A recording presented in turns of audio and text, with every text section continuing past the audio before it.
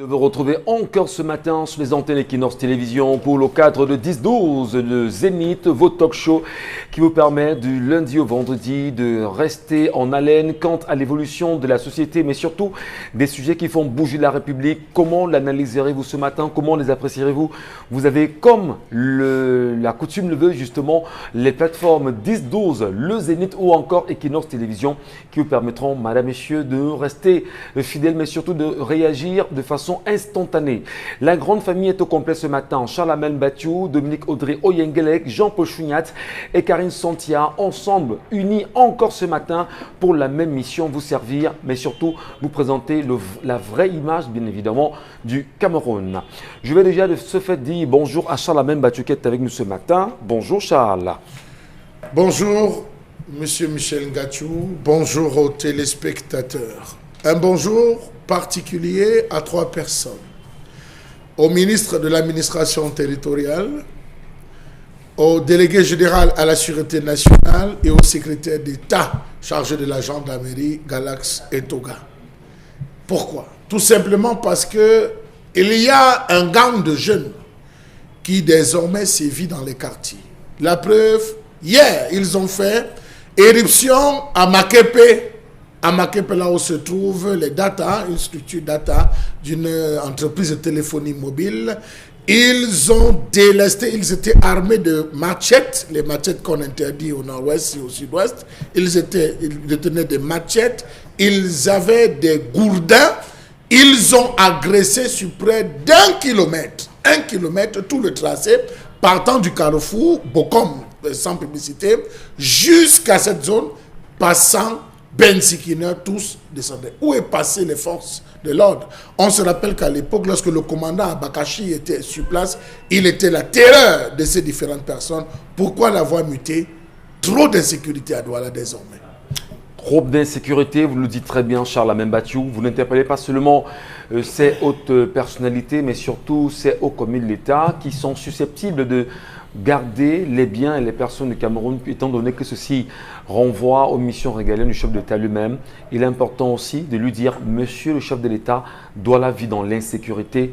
Vaudrait-il peut-être qu'on revienne avec les opérations qu'on a connues ici à un moment donné, mais qui ont permis à ce que la sécurité soit imposée dans la ville de Douala. C'est grave à Douala. Jean-Paul Chouniat, bonjour. Bonjour Michel Ngatiou, bonjour à tous nos téléspectateurs. Karine Santia, bonjour. Bonjour Michel, bonjour aux téléspectateurs. Je vais aller dans le même sens que M. Bathiou ce matin pour m'intéresser à ces gangs de malfrats de tout jeunes qu'on appelle aujourd'hui les microbes qui sévissent dans les quartiers de Douala, Yaoundé, Boya et Deya et dans tous les quartiers des grandes villes du Cameroun et qui agressent des citoyens, blessent, parfois violent même pour récupérer les biens. Lorsque M. Bathiou parle de ce qui s'est passé à Douala, je vais vous rappeler que hier, à Yaoundé, un gang de ces microbes-là a été arrêté et exposé, on interrogeait. Et dans la vidéo, ces derniers, ils étaient 3. Certains disent qu'ils agressent à Carrière, Cité Verte, comme Kana, Yoma Bankolo. Et parmi eux, il y en a qui agressent avec la lame de rasoir, les couteaux, d'autres agressent sans matériel. Comment est-ce qu'on en arrive là? Et qu'à Douala, par exemple, on commence du carrefour Bokom sans publicité à agresser jusqu'au carrefour Petit Pays. Voilà. Hier, comment ça se passe? Et sur cette voie-là, il y a des boutiques de vêtements, il y a des bars, des snack bars, des supérettes, des magasins. Comment est-ce que ça se passe? C'était grave là-bas, grave. En tout cas, ça fait bien évidemment parler tout le monde ici dans la capitale économique du Cameroun et nous interpellons de façon urgente le gouverneur même de la région à voir dans quelle mesure il peut avoir une réunion de sécurité rapide. Non seulement qu'il faut mettre la main sur ces gangs qui opèrent allègrement dans la ville de Douala, mais surtout rappelez aussi qu'il y a ces jours-ci finalement la banque qui a été qui a été cambriolée, mais qui a connu justement les frais des agresseurs du côté de Bamenda il y a quelques jours seulement. On s'est rendu compte que la voiture avec laquelle les opérations se sont effectuées, c'est bien sûr la voiture d'un policier. C'est assez grave quand même. Le Cameroun est le nôtre. Où allons-nous véritablement? Dominique Audrey Oyengelek, bonjour. Bonjour Michel Ngachou, bonjour aux téléspectateurs. Ce matin, j'ai la voix grave parce qu'il faudrait adresser les condoléances à la famille de ce jeune garçon âgé de 13 ans qui a perdu la vie. Je crois qu'il s'appelait Njomeni Dylan Ludovic. Stéphane Ludovic. Toutes nos condoléances à la famille éprouvée. J'espère, vous qui estimez qu'on ne doit pas être violent, que la justice camerounaise rendra effectivement une justice non violente aux responsables de ce meurtre-là. Vous parlez bien de l'enfant qui a été retrouvé... Qui aurait volé le téléphone. Ah d'accord, très bien, voisin. effectivement, oui. Et donc c'est le papa qui finalement a été enfermé. Est en train de faire les frais. On va également faire un petit clin d'œil à la famille, ou à la famille du garçon qui vient de se donner la mort après avoir échoué son BEPC à Douala. On peut bien comprendre la douleur des familles aujourd'hui, mais surtout la douleur de ses camarades de classe et même de son chef d'établissement. Interpeller les gens en leur disant l'échec, c'est normal. Ça peut arriver dans la vie, il n'y a pas justement de quoi s'indigner lorsqu'on a eu un échec. Ça arrive, nous aussi qui vous parlons sur ce plateau, on a connu des échecs à l'école. Moi, j'ai fait le baccalauréat 3 fois avant de l'obtenir. Donc, il ne faut pas avoir ces regains et croire que lorsqu'on a échoué, c'est terminé pour soi-même. Non, il faut toujours tenir et atteindre ses objectifs. Donc, ça c'est difficile, c'est douloureux. Et on en profite justement ce matin pour adresser toutes nos condoléances à la famille durement éprouvée par le départ brutal de ce garçon qui a pensé personnellement justement à mettre fin à ses jours pour avoir échoué au BEPC. C'est grave. Allez, l'histoire de ce matin, Dominique Audry, il s'agit de quoi? On reste toujours dans le même état d'esprit avec les échecs pour parler de cette jeune fille qui dit qu'elle a perdu ses parents alors qu'elle était âgée de 13 ans. Les deux sont décédés dans un accident de voiture et à part ses parents et ses grands-parents, il n'y avait personne pour pouvoir la prendre en charge. Donc une tante éloignée du côté de son père a décidé de la recueillir. Et pendant 4 années, elle a vécu sous le toit de cette femme. Elle raconte que ces 4 années ont été de la tyrannie. Elle a été battue, molestée, maltraitée par cette tante-là qui, parfois même, elle dit qu'elle se retrouvait à dormir sur la véranda parce qu'on était en train de la punir sous le regard impuissant. Je me demande bien comment c'est possible, des voisins qui ne pouvaient pas intervenir parce que, dit-elle, à l'époque, ils avaient très peur de cette tante-là. Durant ces années, sa tante, vers la 4e année, sa tante a décidé de s'installer avec son partenaire de l'époque et a fait venir celui-ci pour qu'ils s'installent ensemble. 4 mois après l'arrivée du copain de sa tante, du compagnon de sa tante, celui-ci a commencé à procéder à des attouchements corporels sur elle en lui interdisant de dire un mot à qui que ce soit de peur de s'en voir perdre la vie. Et celui-là allait plus loin, de plus en plus, et il a commencé à la violer encore et encore et encore. Et jamais, au grand jamais, elle n'a eu le courage et la force de dire à qui que ce soit, même pas aux voisins.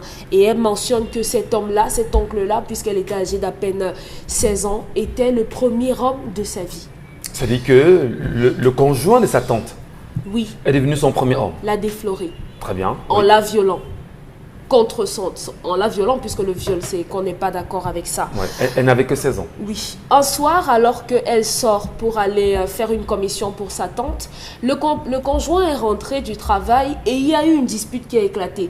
Pendant la dispute, le monsieur de dire à sa tante, est-ce que tu sais même que tu ne vaux rien en tant que femme et tout? Et voilà ta nièce, elle m'entretient mieux que toi. C'était la catastrophe parce que tout le quartier est sorti et la petite, naïve, ne sachant rien, se ramène à la maison pour acheminer ce pourquoi elle est sortie. La voisine lui dit, si tu sais, si tu veux rester vivante, ne te ramène pas dans cette maison. C'est comme ça qu'elle commence à dormir dehors. Et il fallait manger, il fallait trouver un toit. Elle s'est rapprochée des femmes qui l'ont abordée dans la rue parce qu'on a remarqué qu'elle était dans un couloir tous les jours. Avec les mêmes vêtements, on l'aborde et elle subit son baptême et commence à se prostituer. 1 an après le début de sa prostitution, on est là dans les 17, 18 ans. Elle donne naissance à sa fille et elle a passé 4 ans, disons, elle est à 4 ans déjà dans la prostitution. À côté de ça, elle est danseuse, elle est stripteaseuse dans un cabaret dans la ville de Yaoundé. Et la question qu'elle nous pose aujourd'hui, parce qu'elle dit qu'elle prend goût, elle a pris goût à cela, même les moments où elle décide d'arrêter, c'est comme elle se sent comme attirée instinctivement à y aller, à recommencer. Maintenant, sa fille a 3 ans. Comment protéger sa fille de ce métier-là? Elle aimerait avoir de l'argent, elle aimerait être indépendante, elle aimerait sortir de cette spirale. Comment faire pour se reconstruire? C'est la prostitution reconstruire? qu'elle a accouché. Oui. Elle n'a pas eu de gars. Non. Son père inconnu. Très bien. Donc, comment en sortir? Et à côté de ça, il faudrait qu'on interroge les gens sur la question de savoir pourquoi est-ce qu'on prend des enfants des gens pour les maltraiter après. Comment une personne normalement constituée peut laisser son enfant dormir dehors sur la véranda, que ce soit son enfant ou pas, dormir sur une véranda? Et quel est le rôle des voisins à ce moment-là, lorsque les parents décident de faire ce genre de choses à leurs enfants? Je regarde toutes les filles qui sont dans ce studio ce matin et qui sont derrière les caméras, etc., qui m'ont l'air stupéfaites justement par l'histoire que vous racontez. Et je suppose également que ceux qui nous regardent aussi à la maison sont stupéfaits par cette histoire, mais certainement très choquante en même temps. Mais comment l'analyser, comment la comprendre? On espère que nos différents points de vue sur ce plateau pourront suffisamment étayer les différents points de vue, mais attendre aussi les commentaires de ces téléspectateurs, que les téléspectateurs camerounais nous disent, pas seulement camerounais puisque nous sommes regardés dans l'Afrique en général. Dites-nous, qu'est-ce que ça vous renseigne, ça vous renvoie comme commentaire et quelle appréciation peut-on en faire? Comment l'aider à en sortir et surtout à protéger sa fille? C'est très important. Jean-Paul Chugnat, votre point de vue? Comment peut-on aider cette femme à sortir de la prostitution et surtout à protéger sa fille?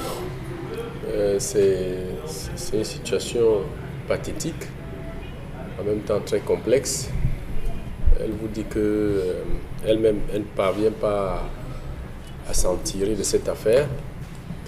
Ce qu'il faut simplement déplorer, c'est le fait qu'il y a une sorte d'indifférence face à une jeune fille qui vit des moments difficiles et que cela n'émeuve personne, qu'elle se retrouve jusqu'à ce niveau-là. Bon, tant bien que mal, elle a essayé de cheminer comme elle pouvait, elle a fait son enfant et aujourd'hui on comprend son inquiétude à vouloir protéger sa fille. C'est extrêmement compliqué, c'est quand même dommage qu'on ait perdu aujourd'hui chez nous le sens de la famille, où si vous décédez, vous laissez votre enfant ou vos enfants et qu'un proche de la famille en vienne à les prendre et se met à les torturer, c'est assez de poser la question, qu'est-ce qu'il faut véritablement faire, puisque personne d'entre nous ne sait ni le jour, ni l'heure où il partira. Quand vous voyez vos enfants sont tout petits, ça doit vraiment vous stresser, vous stresser que d'imaginer qu'après vous, votre enfant subisse un pareil sort. Je pense que les organisations féministes devaient se saisir de cette affaire. Dommage que chez nous, la protection sociale n'est pas vraiment assez développée. Parce que je pense que dans les pays étrangers, les pays développés, un tel cri de détresse, certainement qu'on aurait pris l'enfant en charge. Elle-même, on l'aurait prise en charge. D'abord, voir une fillette de 13 ans ou de 16 ans traîner dans la rue. Je crois qu'il y a des services habilités pour s'occuper de ces cas. Mais est-ce que c'est le cas chez nous?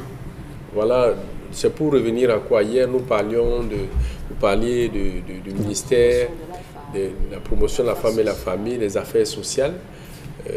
Autant je n'étais pas d'accord avec vous que c'est à eux que reviennent, à ces deux ministères que revient le droit de surveiller tous les enfants. Mais voilà un cas typique, une fois signalé au service social, les agents des services sociaux devaient être peut-être un peu partout, une fois signalé, qu'on puisse prendre ces enfants en charge, au besoin les placer dans une... Il y a des familles qui n'ont pas d'enfants, des familles qui éprouvent quand même un certain amour pour l'être humain. Donc je pense que c'est des enfants que si c'était bien organisé, on pourrait les placer dans des familles, même comme à une certaine époque ça avait semblé marcher ici. Mais comment aider cette fille justement à sortir? Parce que là son problème fondamental c'est comment en sortir et comment protéger la fille, l'enfant qu'elle a eu dans la prostitution et qu'aujourd'hui elle ne connaît pas de papa. Comment peut-elle la protéger? D'abord, il faut un accompagnement psychologique.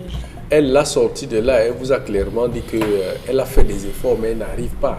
Bon, maintenant, elle est dans ce milieu. Elle n'arrive pas parce qu'elle a pris goût. Oui, mais c'est son activité. Elle est dans ce milieu depuis un bon bout de temps. Vous savez que c'est comme quelqu'un qui consomme la drogue. Ce n'est pas différent des stupéfiants. Quand vous atteignez un certain niveau de dépendance, c'est extrêmement difficile pour vous de s'en sortir. Donc, il faut des services spécialisés pour la prendre en charge, lui assurer le suivi psychologique, lui assurer la survie, c'est-à-dire la survie alimentaire. Donc, vous voyez, c'est trop compliqué chez nous, c'est un peu compliqué. Donc, peut-être ce que moi je veux lui dire, c'est peut-être beaucoup de courage, mais il faudrait que les associations féministes qui disent protéger la femme, lutter pour la femme, il y a plein d'associations, là, la CAFEJ, l'association des femmes juristes, qu'on les voit souvent dans les pareils cas. Donc, je pense que c'est des dossiers comme ça qui peuvent saisir. Pourquoi ne pas mettre sur pied un fonds d'aide? Un fonds d'aide comme on en crée chez nous depuis un certain temps, un fonds d'aide aux cas sociaux comme celui-là qui permettent de la sortir et peut-être la resocialiser. Merci. Pour revenir à une vie normale. C'est une femme justement en pleurs, en cris, en larmes, qui souhaiterait également sortir de la prostitution. Pour l'enfant qu'elle a obtenu dans cette prostitution, elle veut absolument protéger sa fille afin que celle-ci aussi ne verse pas dans la même pratique dans les jours à venir. Si jamais aussi elle en venait à mourir brutalement comme ses parents. Karine Santia, c'est un sujet qui interpelle la femme ce matin. Que dit la femme que vous êtes? Ce que je dis, la femme que je suis, ce que dit la femme que je suis, oui. C'est que c'est une situation très très délicate. Et selon les lectures, toutes les lectures que j'ai faites, même les recherches, les différents mémoires que j'ai lus des universités Douala et Yaoundé concernant notamment la prostitution, les origines, les explications et autres, vous comprenez très bien que quasiment 60% des prostituées au Cameroun ont été victimes de viol. Et voyant que la société s'en moquait, ont décidé de se diriger vers le métier qui, lorsque vous êtes violé, ne représente pas un danger pour vous, c'est-à-dire la prostitution. Et c'est vraiment désagréable parce que la suite d'un viol, c'est généralement le suivi psychologique.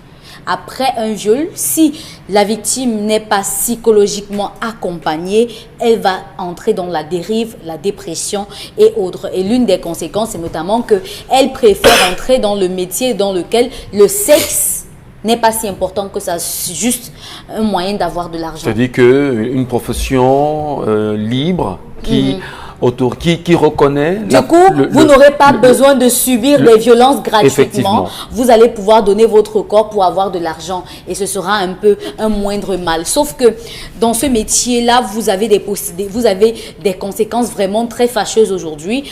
En dehors des maladies et des infections sexuellement transmissibles, vous avez des maladies qui ne sont pas soignables. Vous avez le VIH-Sida. Elle est maman aujourd'hui. Elle aurait pu être infectée d'une maladie quelconque, d'une maladie infectieuse ou encore d'une maladie contagieuse aujourd'hui. Donc, c'est un moindre mal qu'elle soit maman.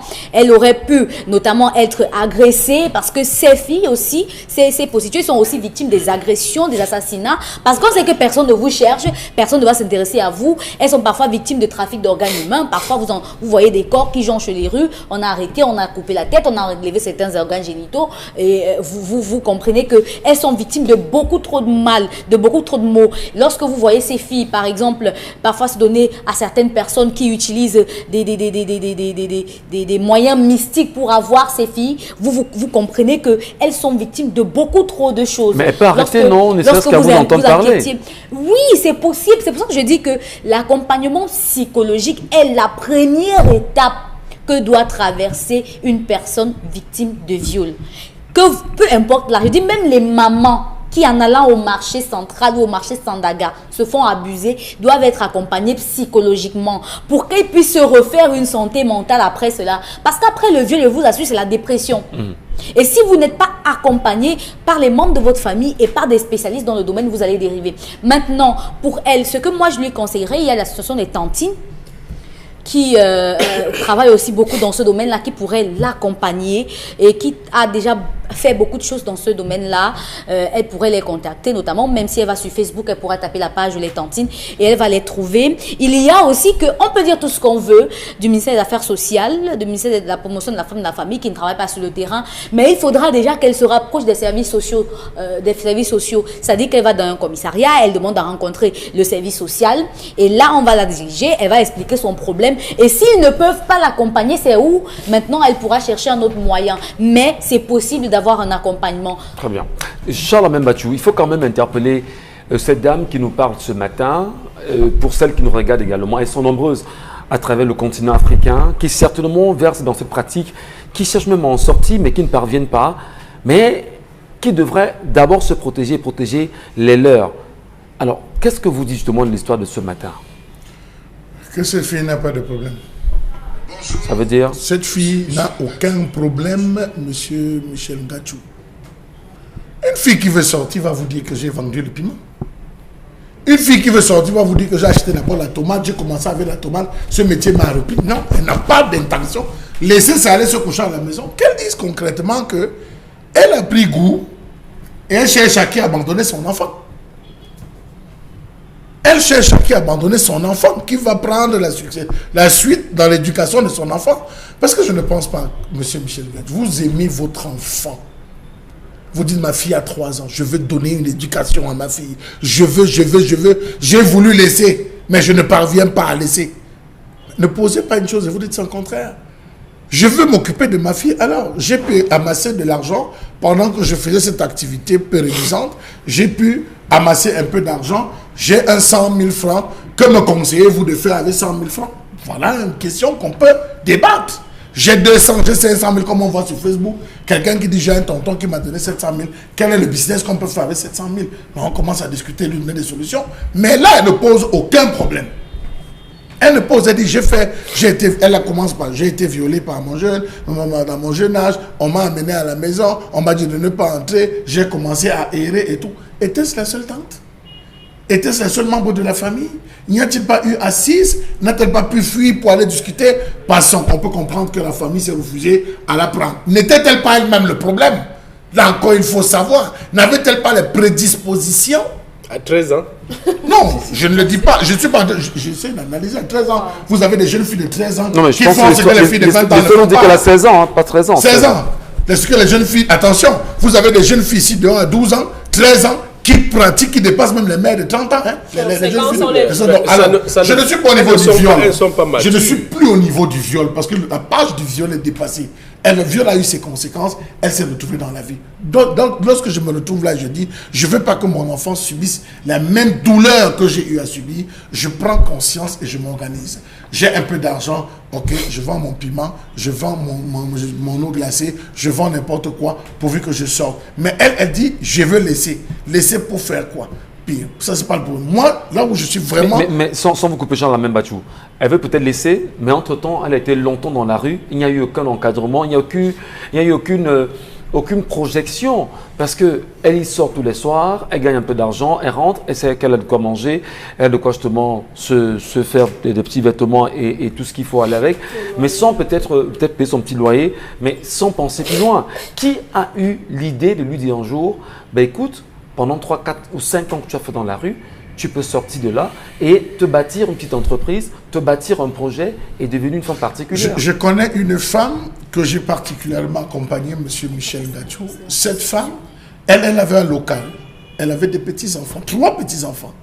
Chaque nuit, elle faisait sortir ses enfants. Les hommes, elle recevait les hommes, elle recevait les clients jusqu'au matin. Elle avait aménagé un endroit où les enfants dormaient. C'était un soir quand je rentre, parce que c'était une conscience, je rentre, je vois les enfants, ils sont assis. Vous faites quoi là? C'est des enfants qui me disent non, maman est dedans, elle avait tonton. Je commence à discuter, je me rends compte. Les enfants disent que non, toutes les nuits on est toujours couchés, ici comme il n'y a pas d'agression. Je vais discuter avec la maman. Elle me raconte sa vie elle aussi, parce qu'elles ont vraiment des histoires à raconter. Elle me raconte sa vie qui n'est pas loin de ce sujet. Je lui dis, bon ok, tu as épargné combien? Est-ce que tu fais des tontines? Tu fais des associations? Elle dit, elle ne fait rien. Elle vit au jour le jour.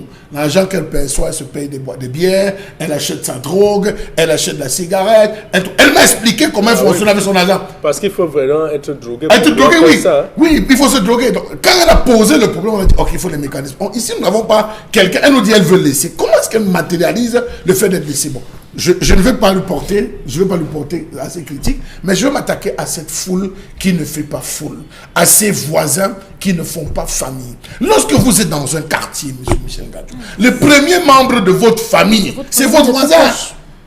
Le premier membre, votre premier frère, c'est votre voisin. Une petite fille de 16 ans qui vit ce qu'elle vit. On la met à l'extérieur. Les tout premières personnes à réceptionner cette fille, c'est les voisins. Pour une tentative de médiation.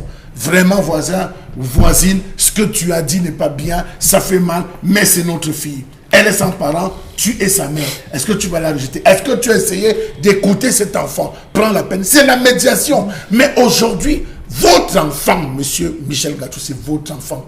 Vous n'avez rien à voir avec les voisins. La preuve, hier ici, Dominique Audrey nous a dit que même donner quelque chose à l'enfant du voisin, désormais, il faut réfléchir. Revenons à ce sens de la familiarité. L'occidentalisation nous a tellement détruit que la simple substance on aurait pu sauver sa vie une seule fois. Donc, les voisins qui pensent que vous êtes voisins parce que vous êtes vivant, vous avez vos enfants, les enfants des autres, sachez qu'un jour vous allez mourir. Et le jour où vous allez mourir, vos mêmes enfants, vous allez les abandonner. Et le traitement que vous n'avez pas pris de nos autres, on va donner la suite. Très bien, merci beaucoup. Permettez Jean-Paul, avec le temps qui nous est très imparti, on prendra le point de vue de Dominique Audrey sur cette question et on vous reviendra par la suite, Jean-Paul Chugnat. Dominique Audrey, comment peut-on aider cette fille à sortir de la prostitution? Moi, c'est un problème fondamental. Parce qu'il y en a aussi que nous rencontrons très souvent en leur demandant « Mais qu'est-ce qui t'y amène ?» Ils vous disent « Je ne sais pas ce qui m'y amène, je ne sais pas ce qui s'est passé, mais je suis là. » Mais comment peux-tu en sortir? C'est compliqué. Comment peut-on amener une fille qui est engagée dans la prostitution à en sortir et à se retrouver socialement parlant? L'histoire de la jeune fille est claire. Elle veut sortir de la prostitution, mais elle a l'impression d'être en captivité. Voilà. Elle veut en sortir, mais instinctivement, elle y retourne. Elle veut en sortir, mais elle ne sait pas comment faire. Je crois que il y a un projet, Elle n'a pas de projet, justement, il y a un projet de sortie. Une envie de sortir. Mais maintenant, l'instinct, la libido, les hormones et tout ce que vous voulez font qu'elle retourne toujours là-dedans. Et c'est justement ça. Les questions que vous avez posées... La dépendance, comme dit Karine Soncia. Oui, on peut avoir toute la volonté d'arrêter de boire comme on veut, mais maintenant, le corps vous dit non, alors si je dois avoir ma bière, je dois avoir ma bière, je dois avoir ma bière. C'est comme ça. Donc, elle veut instinctivement sortir. Le fait qu'on estime que ce soit l'occidentalisation qui ait fait ci ou qui ait fait ça, jusqu'aujourd'hui, moi, je n'ai jamais croisé de Bantou dans la rue. Ça veut dire que tout le monde est devenu occidentalisé.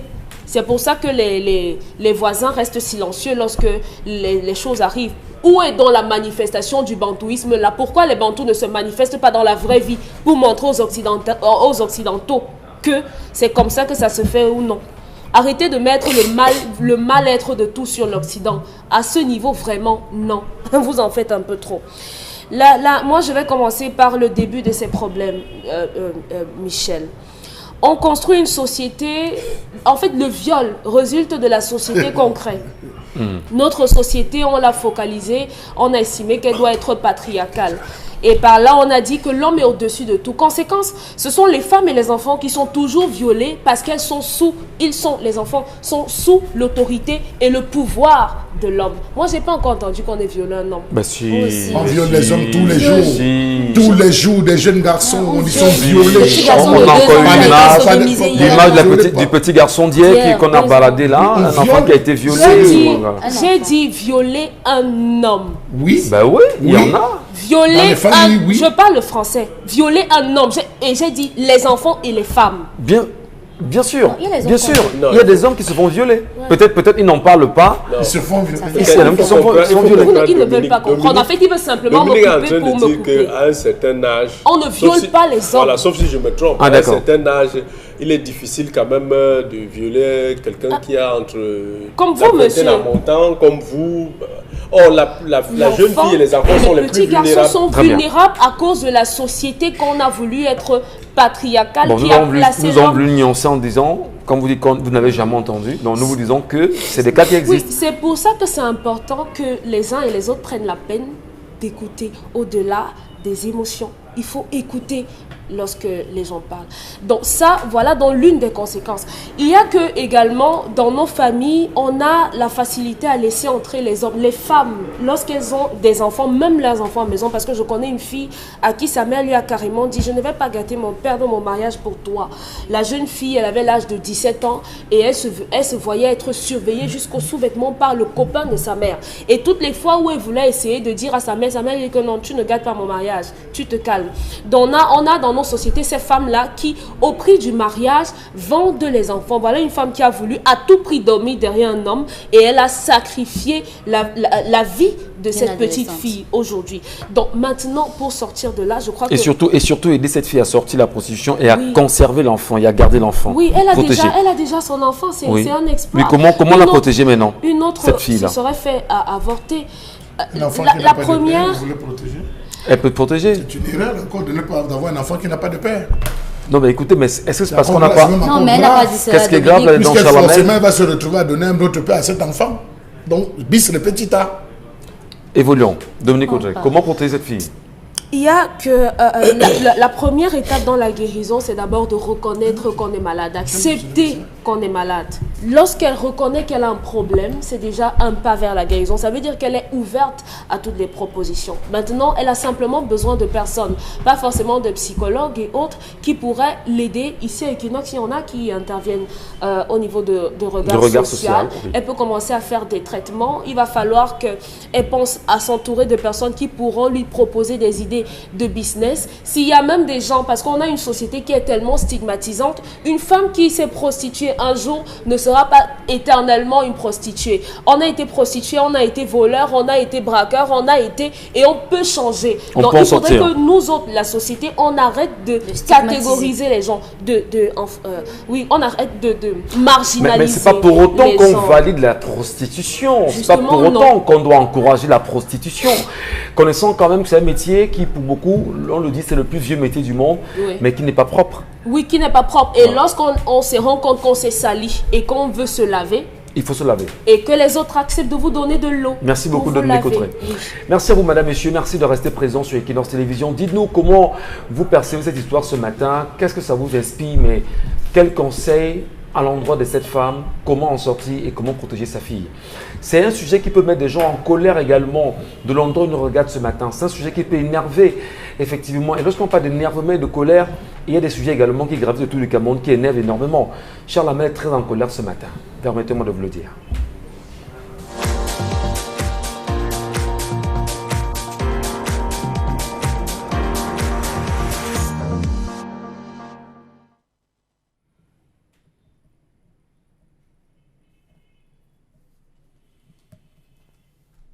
Je m'interroge ce jour sur la question de l'insécurité grandissante et du mauvais encadrement des comités de vigilance, d'autodéfense, mieux de surveillance dans les quartiers de ce pays.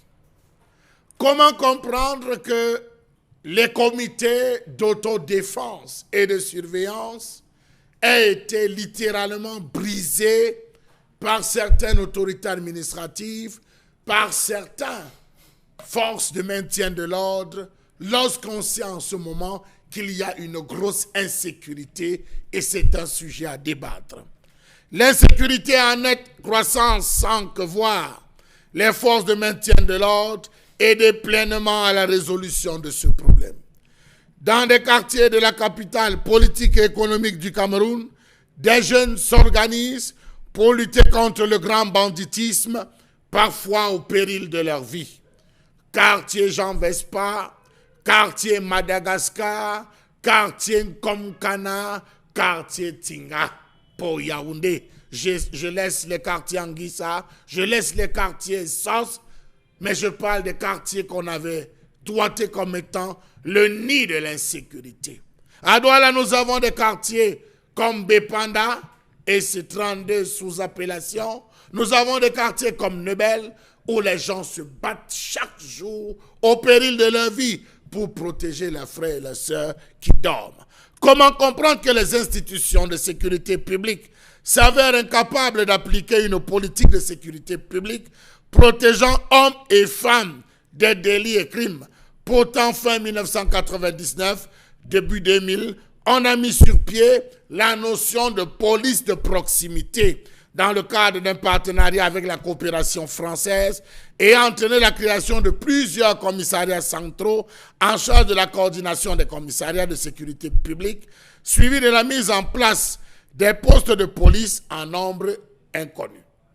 Il existe plusieurs corps de maintien de l'ordre, mais qui à l'observation ne réussissent toujours pas à mettre hors d'état de nuire les brigands et bandits de grands chemins occupant les coins obscurs de nos quartiers malgré les dénonciations sous cap. N'y a-t-il pas lieu de conclure que l'État se désintéresse de certains quartiers et habitants de nos principales villes, donnant ainsi la possibilité aux populations de générer leur propre réponse face à l'insécurité réelle et ressentie? Comment est-ce que des groupes d'autovigilance sont-ils perçus par ces autorités administratives? Pourtant, il existe dans les quartiers des groupes de jeunes qui ne demandent qu'une seule chose, recevoir l'encadrement nécessaire pour aider à la protection de leur quartier. On reconnaît leur présence dans les quartiers avec les fils en plastique tendus à l'entrée des rues ou quartiers munis, vérifiant au passage l'identité des étrangers voulant accéder au site. Comment comprendre que des civils soient contraints d'assurer des tours de garde chaque jour à des heures indues, sans aucune compensation et ont été mis eux-mêmes en danger? Comment comprendre que même informés, les autorités administratives ne prennent pas sur elles de jouer pleinement leur rôle d'encadrement? Comment comprendre qu'approchés, les membres de ces comités d'autodéfense sont rabroués par ces autorités qui disent n'avoir aucun budget alloué pour leur venir en aide? Et pourtant, comment comprendre que même les sous-préfectures se refusent le droit de légaliser l'existence, mieux de donner des moyens permettant en principe l'achat du matériel, demandant aux différents membres de ces comités d'aller rencontrer le gouverneur? De quoi ont-ils expressément peur? Telle est la question qu'on a appelé à se poser pour nos principaux quartiers de ville. Savez-vous que les comités utilisent des sifflets, des torches, des cordes, des gourdins et des machettes, ce qui nécessite un investissement de départ couvert en partie ou en totalité par certains bobos des quartiers? Savez-vous que ces mêmes comités d'autovigilance se retrouvent parfois dépassés et abandonnés malgré les appels par les FMO au vu de l'armement de certains gangs de braqueurs qui viennent parfois lourdement préparés dans les quartiers? Comment comprendre le fait pour les forces de l'ordre d'incriminer fortement l'existence de tels comités d'autodéfense, car, disent-ils, ils n'ont pas confiance en leurs actions, pointant du doigt les nombreux dérapages qu'elles occasionnent et leur manque de professionnalisme? Comment comprendre par ailleurs le fait pour certains responsables d'unité de négocier avec les populations de certains quartiers quand on parle d'unité, unité de force de maintien de l'ordre, qui préfèrent négocier avec les populations de certains quartiers afin de leur octroyer une surveillance calibrée au quotidien? Dans certains quartiers, on dit verser à certains policiers 50 000, 100 000 pour qu'ils puissent faire sillonner à un moment donné de la nuit ou 2 à 3 fois et intervenir rapidement. Était-ce vrai? La question, on se la pose lorsque chaque fois qu'il y a eu existence d'un comité de vigilance, lorsqu'il y a eu coup, au lieu de s'en prendre aux véritables coupables, généralement, ce sont ces personnes des comités de défense qu'on interpelle, qu'on torture, qu'on bastonne. Pourtant, ils n'ont eu qu'une seule et bonne intention, celle de protéger le quartier. Devrait-il continuer effectivement à le faire quand ils sont très souvent indexés dans ces cas-là abusivement? Vous l'avez très bien dit, cher Lamine Bachou, et nous tentons de comprendre leur rôle, leurs actions, mais surtout le fait qu'ils sont, très souvent pointés du doigt, et c'est bien dommage. Jean-Paul Chouniat, ces garçons, pour la plupart que l'on retrouve dans les quartiers parce qu'il y a insécurité, et qui, lorsqu'il y a un fait assez grave quand même, qui soit pointé du doigt, comment est-ce qu'on peut comprendre ça? Est-ce que parmi eux également, il y a des personnes de mauvaise moralité qui peuvent s'infiltrer et dénaturer l'organisation de ces comités d'autodéfense? Et ça, c'est une évidence, parce que on ne connaît pas la moralité des différents membres qui constituent ce comité. Et donc, quand il y a quelque chose, une situation qui tourne mal, ce que les forces de maintien de l'ordre font, c'est d'interpeller tout le monde pour comprendre. Parce qu'on doute de la bonne foi. Il y a des gens qui peuvent se cacher derrière un comité de vigilance ou un comité d'autodéfense pour mener d'autres opérations qui, à première vue, ne sont pas visibles. Donc, c'est vrai que, je ne sais pas si ça se fait toujours comme ça, c'était l'époque même quand vous deviez rentrer dans l'armée, il y avait une enquête de moralité. Donc, des individus qui se constituent en comité d'autodéfense, il faut bien connaître leur moralité, de quoi est-ce qu'à un moment donné, ils ne vont pas penser qu'ils sont de véritables gendarmes et policiers et vouloir se comporter un peu comme des hors-la-loi, je veux dire des hors-la-loi maquillés. Donc, quand on suit parfois certaines sorties des autorités administratives lorsqu'un gang est neutralisé, ou on demande toujours à la population de coopérer avec les forces de maintien de l'ordre, parce qu'il ne faut pas aussi l'oublier, le policier ou le gendarme n'est pas un devin. C'est-à-dire qu'il reste là, il sait qu'en ce moment, si à Makepe Missoké, on est en train de braquer ou on est en train d'agresser quelqu'un à tel endroit. Donc il y a toujours un renseignement qui doit être fait, même un renseignement, on appelle ça un renseignement prévisionnel, à savoir que quand vous voyez des gens qui sont un peu suspects, qui ont l'air bizarres, il faut tout de suite prendre les dispositions qui s'imposent. Il y a le numéro 117, 117 pour la police, je crois 113 pour la gendarmerie, dénoncer. Mais il y a un autre problème qui se pose. Il y a des cas où on vous dit clairement qu'il n'y a pas de carburant pour faire l'intervention. Donc, je pense que parfois, ces hommes en tenue, d'autres peuvent le dire de bonne foi. Et il faut évidemment que, parce qu'il y a un problème, hein, on dit souvent que les chefs font la rétention des moyens de déploiement sur le terrain. Donc, il faut mettre les moyens à la disposition des éléments pour qu'ils puissent accomplir pleinement leur travail. Et je pense que c'est à ce titre que Charles Amel Bachou a interpellé le délégué général à la Sûreté nationale, le secrétaire d'État à la défense chargé de la gendarmerie, parce que c'est quand même curieux.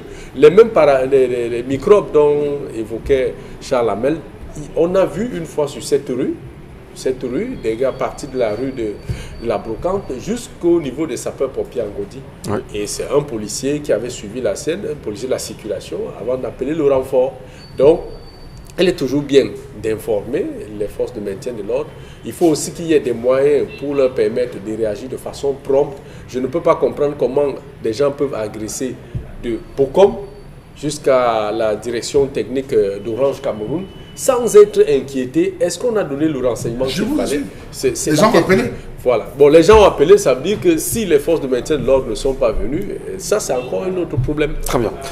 Karine Santia, est-ce que c'est la preuve également que nos forces de maintien de l'ordre, qui sont très attendues sur ces terrains-là, ne réagissent toujours pas de façon proactive? Oui, justement, mais l'existence du comité de vigilance en lui-même prouve déjà la faillite de l'État tout entier.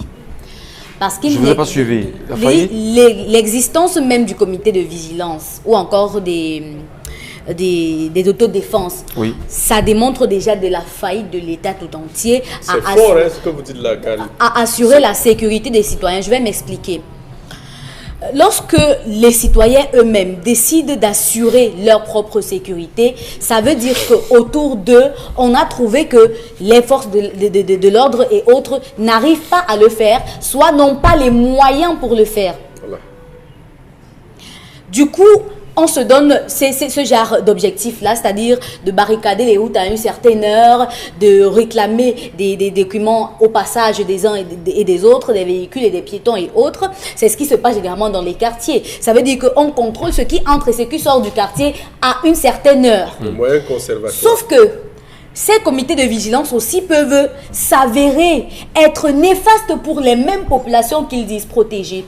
Parce qu'ils sont souvent recrutés sur la base des critères qu'on ne peut pas maîtriser et contrôler. C'est-à-dire que parfois, c'est arrivé dans une localité, un chef de quartier décide par exemple de mettre sur pied des jeunes du quartier qui savaient parfois être un peu forts, montrer une certaine violence dans leurs actions et autres. On les prend, on les place là.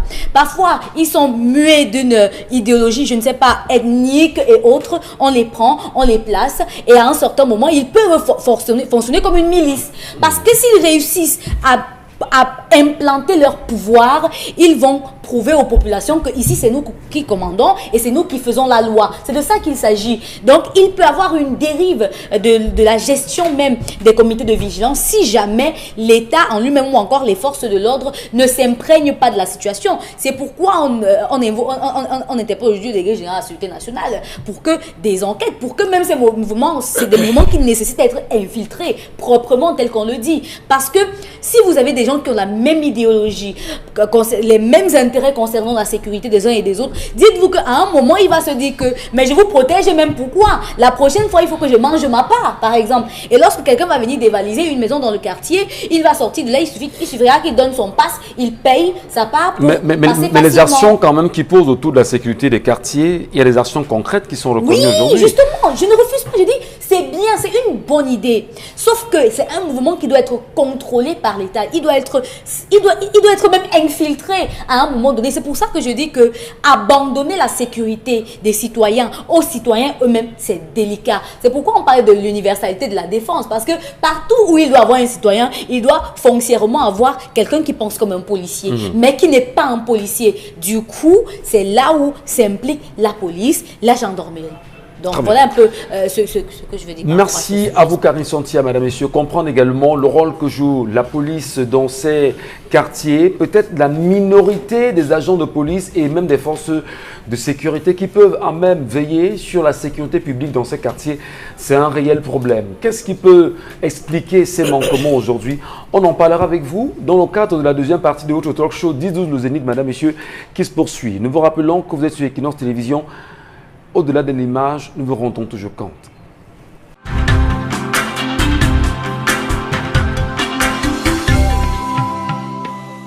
Bon retour à vous, madame, messieurs. Merci de prendre la deuxième partie de 10-12, le Zénith à l'instant, avec la grande famille toujours au complet, qui revient sur les réalités concernant les comités de vigilance dans nos quartiers et le travail de sape qu'ils font en même temps pour sécuriser les populations et leur permettre de garder ne serait-ce qu'une brindille, oui, de liberté, de mouvement, d'aller et venir.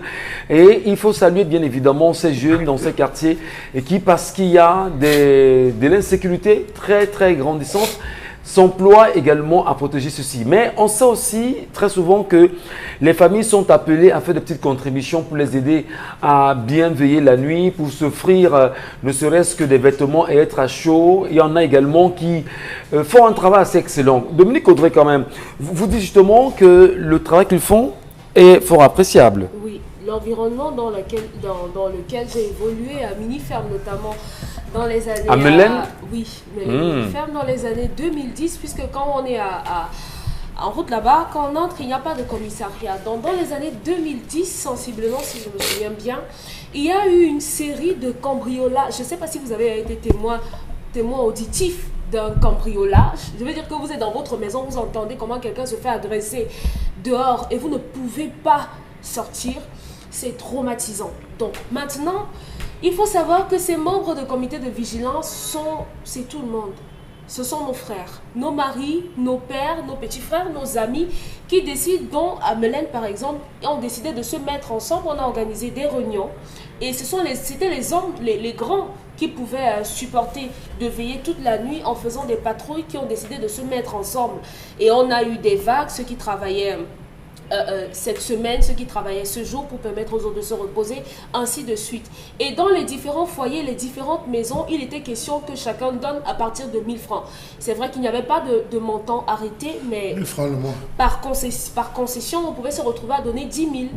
Par foyer, on donnait 1000 francs. Et tous les mois, on donnait sans que ça ne pose aucun problème. Et durant la nuit, on les entendait courir après les bandits. Oui. Il y en a, je connais malheureusement, il est décédé, qui a perdu un pied parce qu'en sautant, il a sauté, il s'est foulé un pied et après il a commencé à boiter. Mais il a toujours gardé le sourire parce que la fierté, parce qu'il savait que c'était pour protéger sa mère et ses frères qui vivaient dans ce même quartier.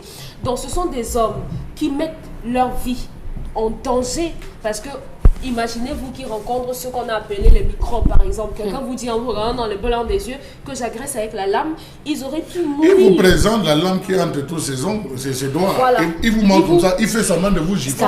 Scarification. Ils vous blessent comme ça. Donc ce sont des personnes qui jusqu'aujourd'hui, je crois que à cette époque, du moins à Mélène, pour le cas que je maîtrise, ils s'en sont toujours bien sortis sans l'entremise, sans avoir le doigt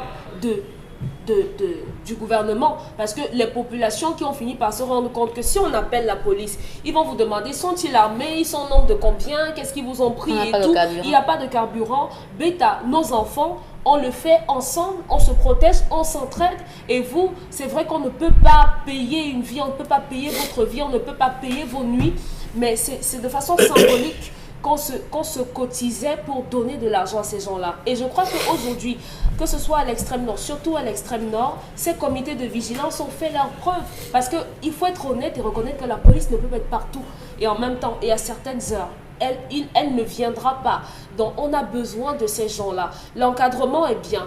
Mais maintenant, si c'est un encadrement qui va venir faire des personnes qui vont aller faire les manifestations dehors, devant les ambassades après, non. Bêta, les Camerounais, entre eux les Camerounais, se décident de se cotiser pour les financer. Sans qu'il y ait une mainmise qui va venir noircir le tableau. Charles Batchou, c'est une activité à pérenniser dans les quartiers, mais surtout à encadrer par la police camerounaise qui est démunie en termes d'effectifs. Monsieur Michel Ngachou, je ne sais pas si vous avez résidé dans un quartier où, lorsque vous sortez le matin, vous voyez un écriteau, mon ami, c'est bien écrit sur une barrière. Si 18h30 attrape dehors, ne rentre pas. C'est écrit. Vous allez à Bonabo, vous allez voir, je vous prends un seul cas, le quartier Bonabo, ici à Bepanda, c'est mentionné. 18h, te trouve dehors. C'est mentionné, c'est celui-là, c'est des pistes. Reste dehors, ne rentre plus au quartier. Vous avez, je vous prends encore notre coin, monsieur Michel Ngachou, couloir d'or. Vous avez entendu parler de couloir d'or? À Télégal. Monsieur Michel Ngachou, je vous donne avec des coins bien précis où là-bas l'insécurité a fait son nid. Même là, vous avez des endroits ici que la police n'entre pas. Hein? Même les cars de scie n'entrent pas, les pick-up de scie n'entrent pas. Ils vous servent donc vous avez des populations qui sont abandonnées. Où les mamans, vous avez des jeunes qui arrivent, les gars qui traversent, ils viennent dans la cuisine de la maman, ils l'ouvrent comme ça, c'est qu'ils trouvent avec, s'ils ramassent la louche, c'est quoi, ils portent seulement, ils partent. Parfois, c'est les mamies qu'on vole. Vous voyez jusqu'à quel niveau on peut arriver. Vous avez des gens qui se plaignent. Vous avez des gens qui rentrent tard, qui travaillent parce qu'ils travaillent au port, parce qu'il est à l'hôpital. Ils rentrent à des heures indues. Vous avez des gens, regardez les manifestations. À la salle, vous voyez quelqu'un, venant au mariage, il vient avec deux paires de chaussures. Un paire de chaussures pour le qui porte à l'entrée de la salle et l'autre pour courir. Il se met en position. Monsieur Ngachou, si vous avez vécu ça, vous devez comprendre. Ça peut faire rire, mais c'est pas risible. Vous devez comprendre ce que c'est que le comité. Rire, mais c'est pas risible. C'est des gens qui se lèvent en disant, mais bon Dieu, on est en train de nous agresser tous les jours. On est en train de nous poignarder. Nous avons des cas, des gens qui sont à l'hôpital. Il faudrait qu'on s'associe. On va voir le chef de quartier. Aucun comité d'autodéfense ne naît sans le chef de quartier. On va voir le chef de quartier. Le chef de quartier dit, faites la liste, vous me remettez, je vais aller déposer. Vous faites la liste des différentes personnes. Il va voir le sous-préfet. Le sous-préfet dit, vraiment, avec vos histoires, on parle de MRC, on parle de ceci, vraiment, ceci, je n'ai pas essayé d'aller voir plus haut. Je vous donne l'information. Allez voir plus haut. Le chef prend, il va voir plus haut, ou c'est le préfet, il va encore, le préfet dit vraiment, vous savez, la situation est tellement délicate, on ne peut pas, vraiment les gens disent, on peut signer quelque chose comme ça, vraiment c'est mieux d'aller voir chez le gouverneur, vraiment on comprend vos intentions. Pendant ce temps, vous avez des populations qui se plaignent. Le chef revient et tous les jours, il est en train d'alerter. Il alerte au commissariat. Mon commissaire, ça ne va pas. Mon commissaire, ça ne va pas. Là, Bilonguer. Je vous sais des quartiers Bilonguer. Vous avez, le chef se plaint. Oyak. Il se plaint, quartier Bamenda, il se plaint que mon commissaire, ça va le camp de laisser. Si ça ne va pas appeler. Le chef est obligé de rentrer, de prendre sur lui en disant, mais vraiment, on ne peut pas laisser que des gars viennent nous terroriser constamment. Vous avez des gars, monsieur Michel Ngachou, qui sautent les draps. J'ai dit des bandits, vous le poursuivez, ils sautent les draps. Regardez la dimension des draps. Et vous vous arrêtez. Et vous arrêtez. Donc, ça veut dire que toute la journée, il vient, il enjambe. Il s'entraîne. C'est compliqué dans les quartiers. Pourquoi on ne fait pas les patrouilles? Je vais quand même. J'explique, vous voyez. Non, mais ça peut faire rire. Je dis, c'est pas risible parce que. Les gens doivent comprendre.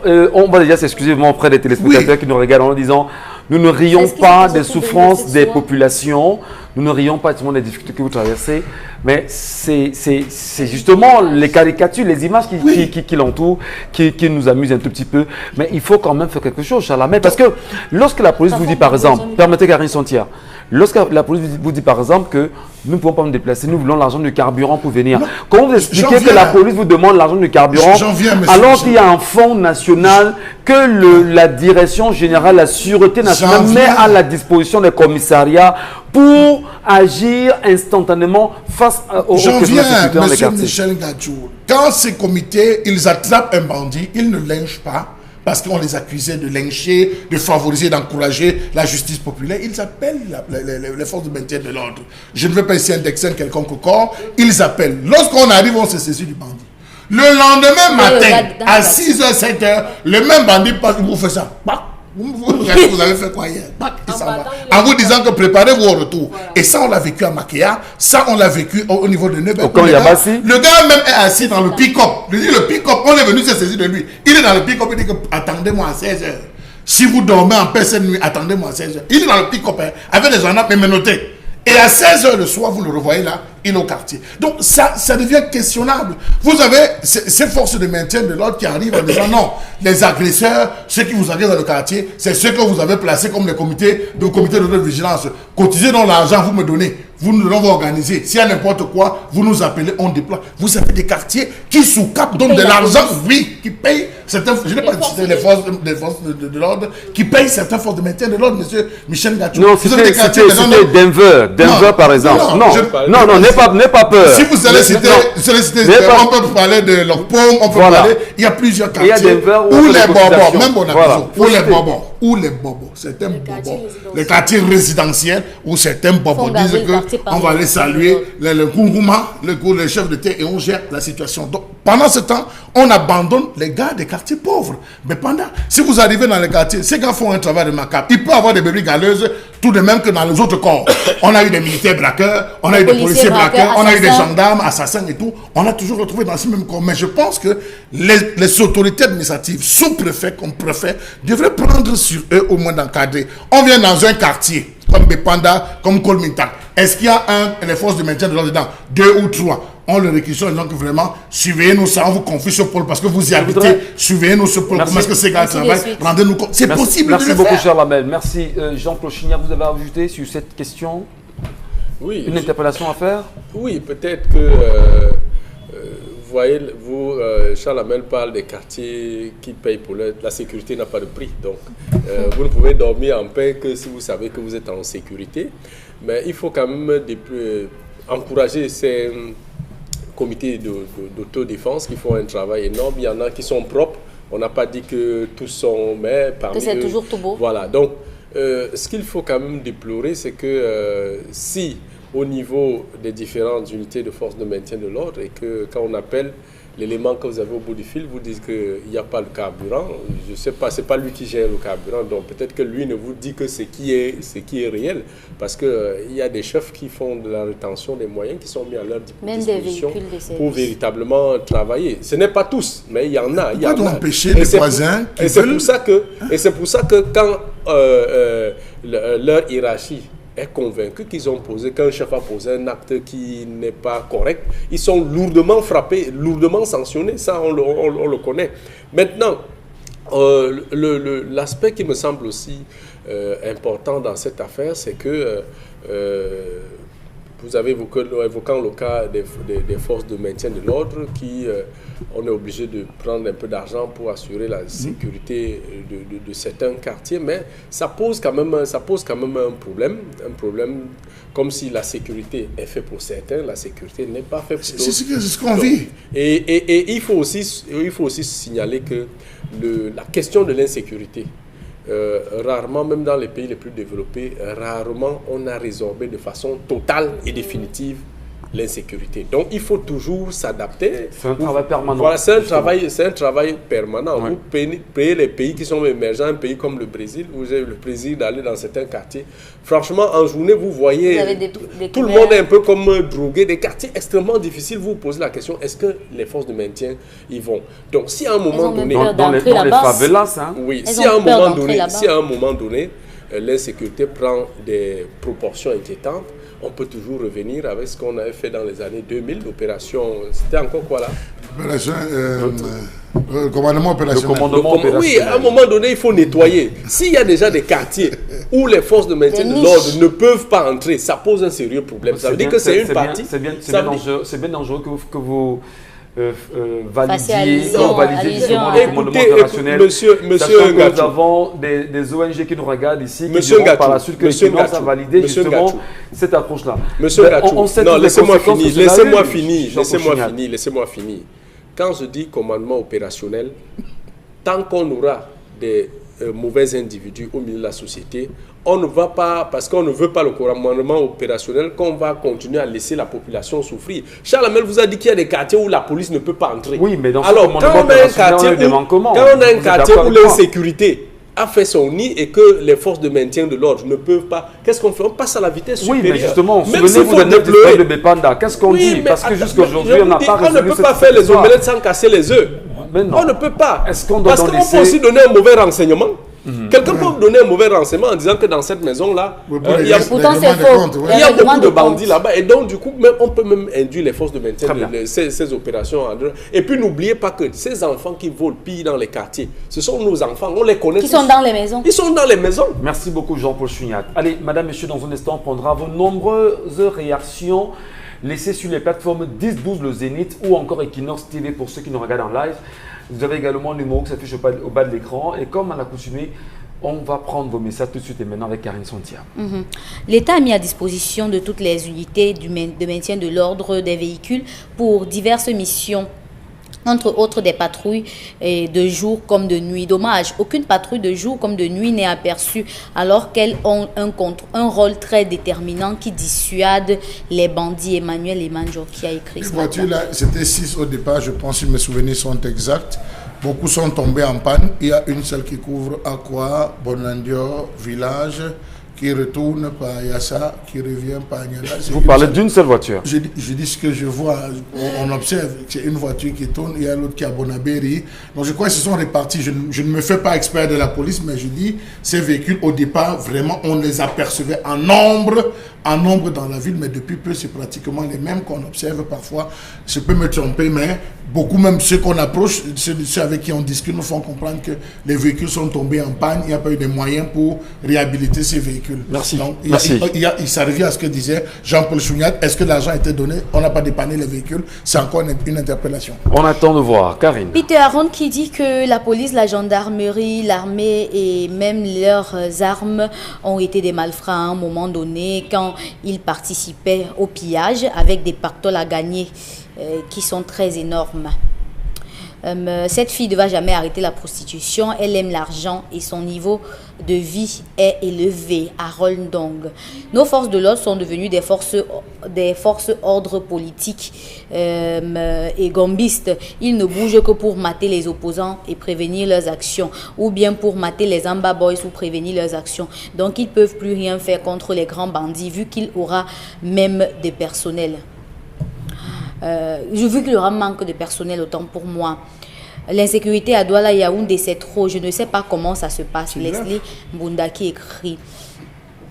Le gouvernement a failli à son devoir de protéger les citoyens. Malheureusement, beaucoup de groupes d'autodéfense sont constitués par des jeunes du quartier sans emploi et du coup, ils voient une occasion de se faire de l'argent. Kwayep Djongam qui nous a écrit ce matin. Ce n'est pas de se faire de l'argent. Pourquoi? Je vais expliquer. Je prends une zone comme boulangerie, la zone boulangerie de la paix. Il y a des comités d'autodéfense là-bas. Ils sont combien?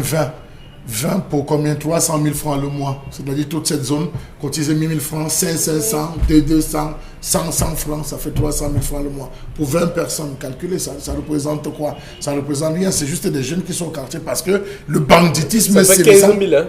Oui, je dis, c'est que je le dis, oui. Voilà, vous avez calculé, c'est 300 000 francs. Parfois, c'est des jeunes aussi qui travaillent, hein, monsieur qui rentre du travail, il dépose sa main, il dit qu'aujourd'hui, chérie, c'est mon jour de contrôle. J'ai essayé, dans la préparation, j'ai essayé d'approcher des groupes de comités d'autodéfense. Ils disent que rarement, ils dépassent 500 000. Ils sont à 200.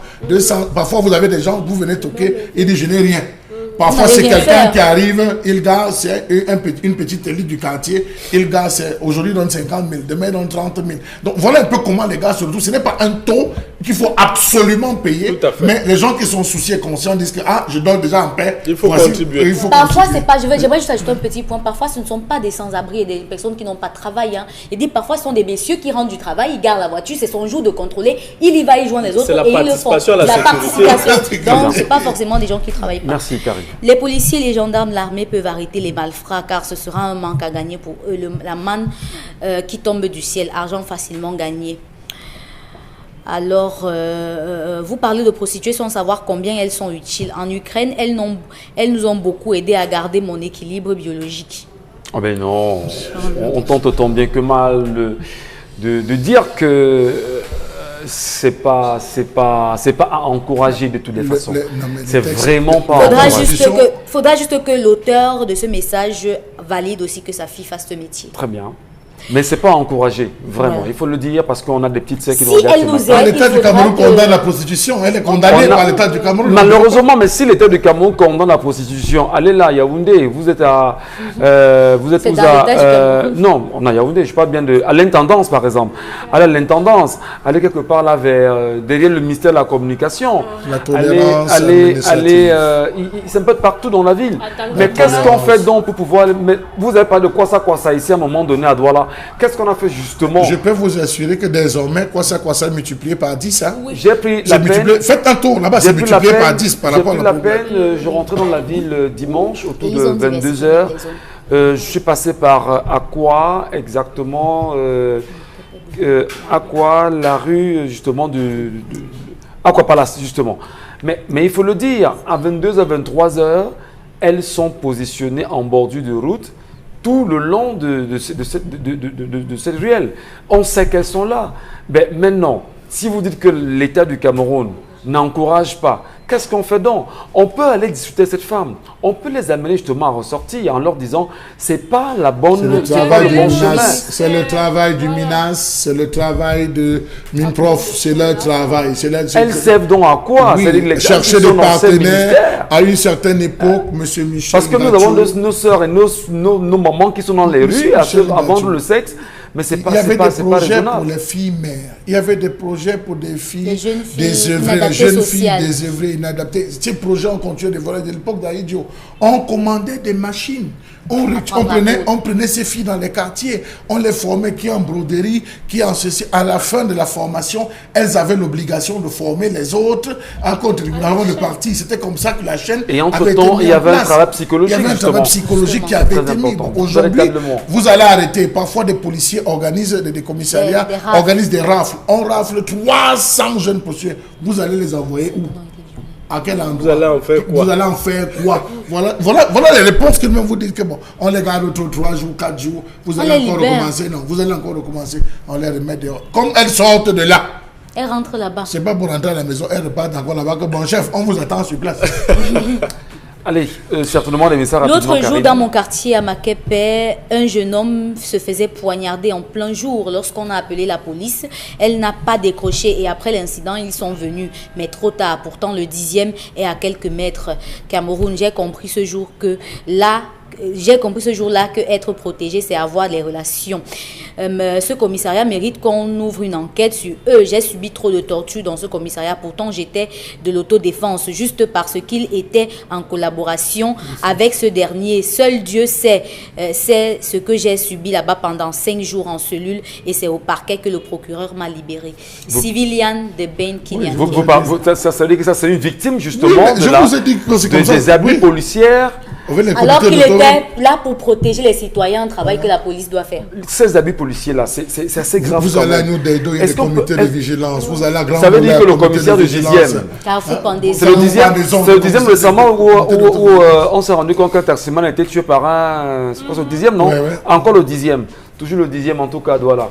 Merci à vous, madame, monsieur, de rester présents sur notre antenne. N'oubliez pas que vos réactions nous font toujours chaud au cœur et merci de garder cette attitude d'interactivité avec les sujets qui sont importants pour chacun d'entre vous. Mais pendant qu'on parle quand même de ce sujet d'insécurité, je voudrais ici rappeler qu'il y a un quartier vraiment extrêmement dangereux à Yaoundé dont on ne parle pas, c'est le quartier briqueterie.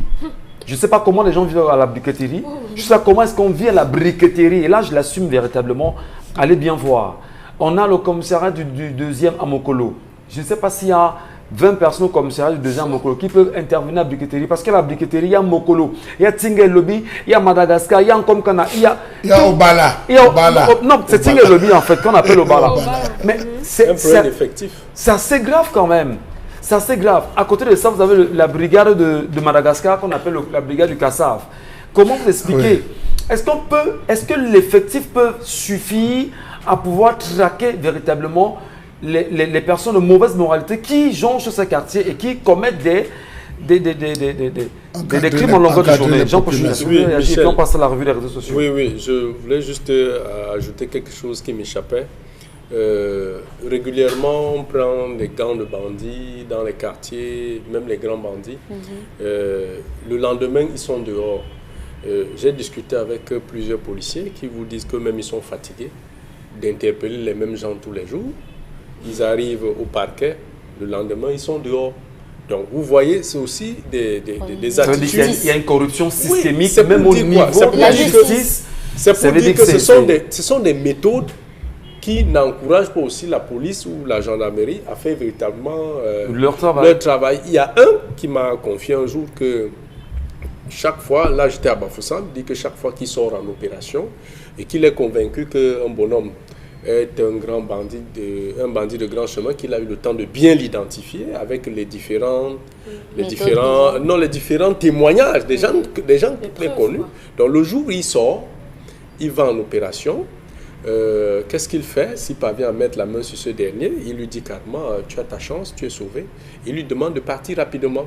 Et quand il se retourne pour partir, il finit avec lui comme on dit au quartier. Parce qu'il est fatigué. Mais encore attendez, parce qu'il est fatigué. Lorsque vous abattez, on se rend compte que vous avez justement mis à mal l'un des éléments d'un gang. Et les gangs, justement, on connaît bien, sont contrôlés également par quelques membres justement de cette police-là qui aujourd'hui semblent contrôler parce qu'ils se servent de ces gars pour le renseignement. Alors ça devient également un problème pour le policier lui-même ou le gendarme en question. Vous voyez donc, si ceux qui sont chargés d'assurer la sécurité, déjà au sein du corps, il y en a qui partisent avec les... Vous voyez que le travail devient difficile et ça mêle tout le monde. Je vous le dis, le policier, il me l'a dit, il était vraiment abattu. Oui. Abattu d'avoir fait un travail extraordinaire, neutraliser une bande de malfrats et le lendemain, ils sont dehors et le bonhomme vient faire tout pour venir passer devant lui pour qu'il le voie.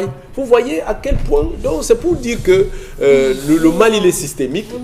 On va passer le temps à tirer sur certains éléments, mais il y a des éléments qui sont propres, qui ne demandent qu'à faire leur travail. Il y a bien le faire.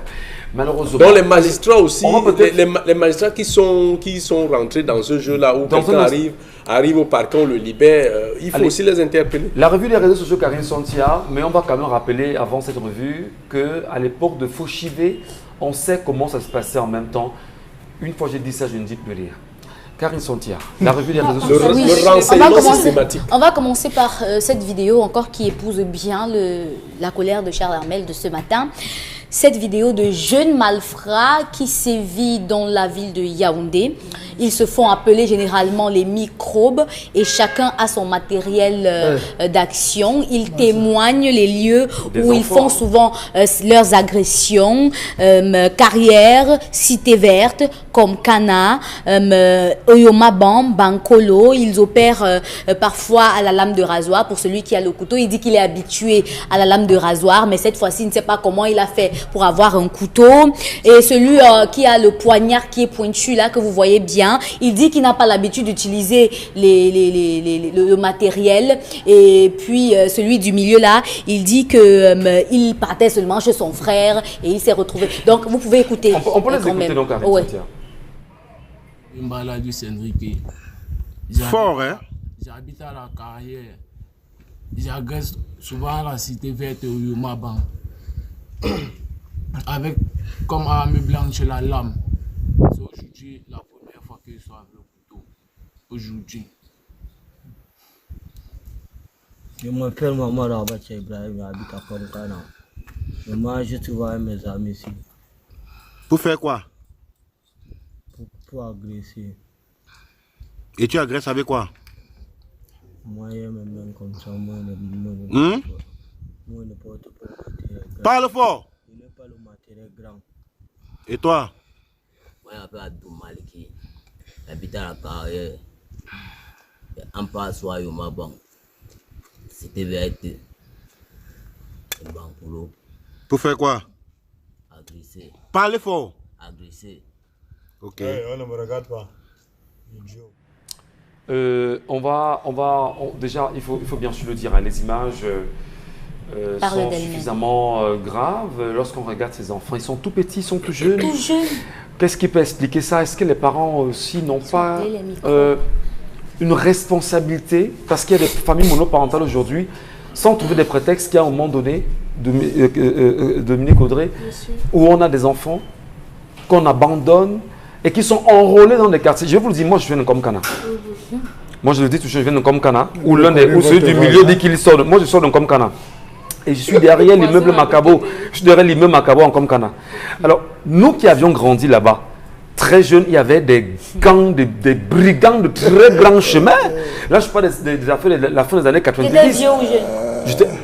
Ils étaient vieux ou jeunes? C'était les grands frères du quartier. C'était les grands frères du quartier. Et ce sont les mêmes grands frères du quartier qui ont tout fait pour mettre de côté. Mais moi, je vous dis, je n'ai jamais vu le banga.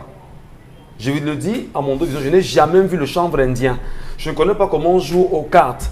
Mais quand j'y vais aujourd'hui, je vois mes petits frères là-bas, au quartier, je me demande, mais est-ce que le même quartier où moi je suis né, j'ai grandi, c'est le même quartier que vous gardez aujourd'hui?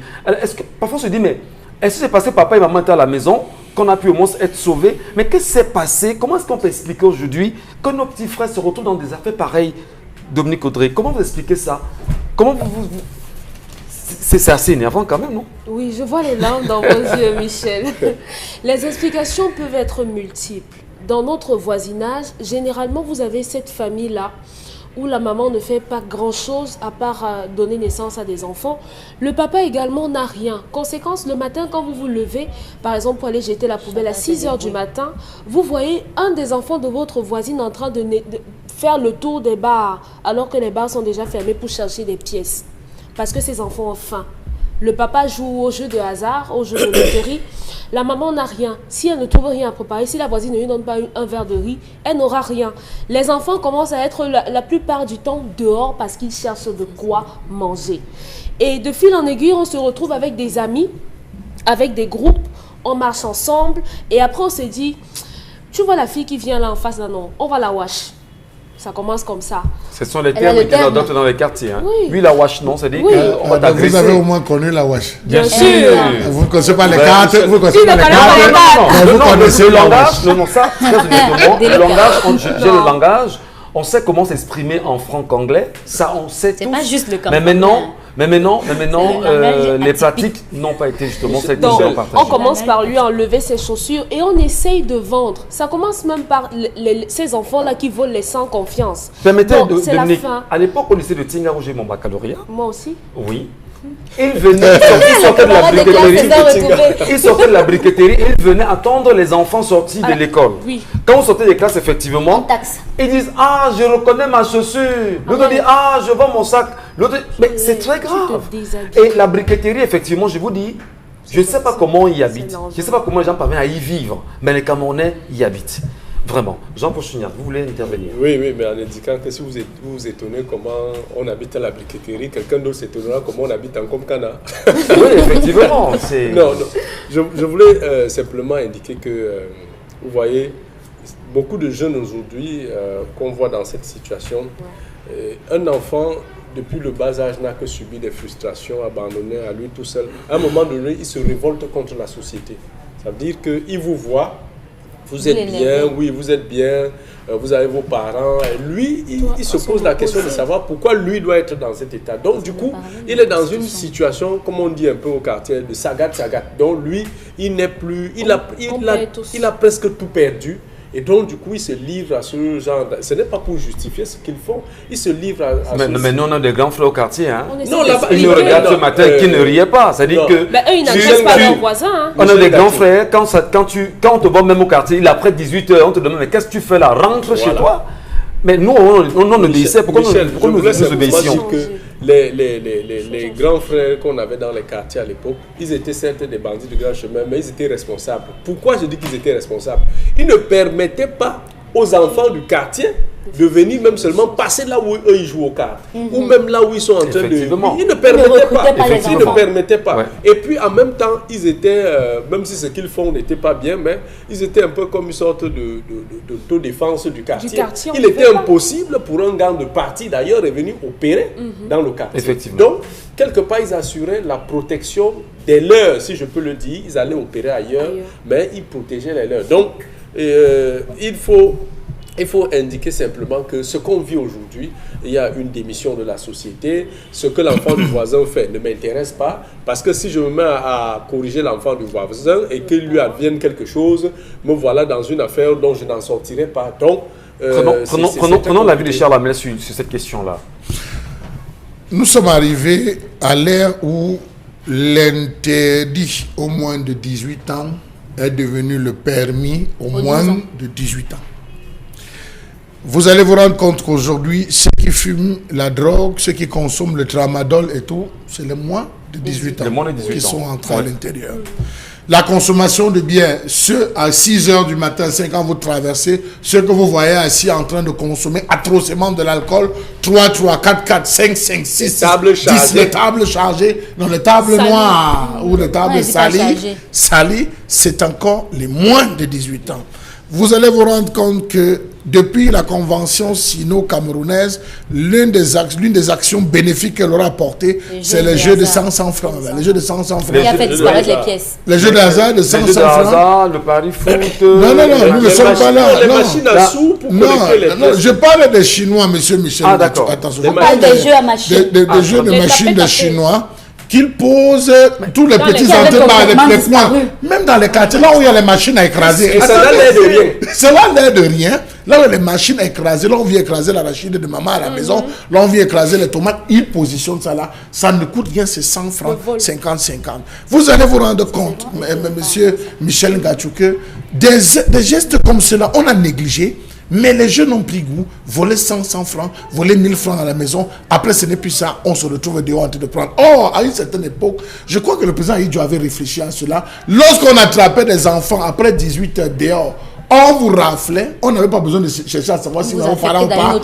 Non, on ne vous affectait pas dans une autre ville. Directement, c'était vous ramenez dans l'armée. Si ce n'était pas dans l'armée, si ce n'était pas l'armée, on vous envoie des plantations de Konjon. Beaucoup de gens se sont retrouvés à travailler de ce côté. On vous prend à Yaoundé, on vous prend même à Bétamba. À Bétamba, on le trouve. Je crois que le MINAS et le MINPROF doit véritablement travailler en concertation avec les autres départements. Vous n'appellerez pas des ministères qui ne font rien.